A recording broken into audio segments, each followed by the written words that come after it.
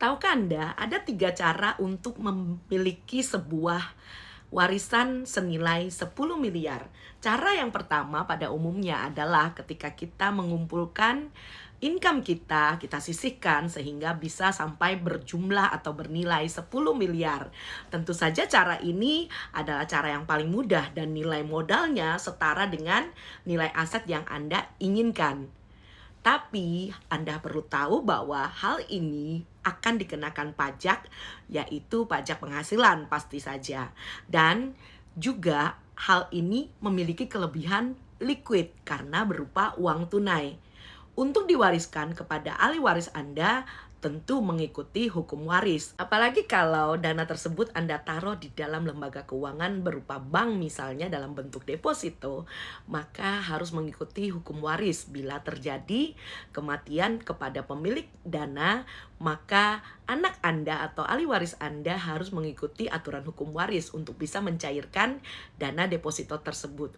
Potensi konflik tentu ada, karena di antara keluarga bisa terjadi sengketa siapa yang memiliki hak lebih banyak dan siapa yang memiliki hak yang lebih sedikit, tentu bisa menyebabkan pertengkaran. Sudah bukan rahasia umum lagi ya, bahwa di keluarga-keluarga Indonesia lumayan banyak yang bersengketa gara-gara warisan yang tidak adil. Oke, cara yang kedua adalah dengan cara menciptakan sebuah aset berupa properti, misalnya dengan cara membeli secara kredit atau dalam bentuk KPR di lembaga keuangan berupa bank. KPR biasanya apabila Anda memilih KPR untuk membentuk sebuah warisan berupa properti untuk anak atau ahli waris Anda, maka yang harus Anda pikirkan adalah biasanya modalnya lebih besar daripada nilai aset yang Anda dapatkan. Tentu saja hal ini disebabkan oleh biaya-biaya yang timbul melalui bank, legal, maupun pajak-pajak yang harus Anda selesaikan ketika ingin membeli sebuah aset berupa properti senilai 10 miliar untuk ahli waris Anda. Dan Anda perlu tahu juga bahwa pembagian aset properti sebagai warisan itu juga bisa menimbulkan yang namanya sengketa atau konflik di antara ahli waris Anda yang timbul ketika Anda sudah tiada lagi.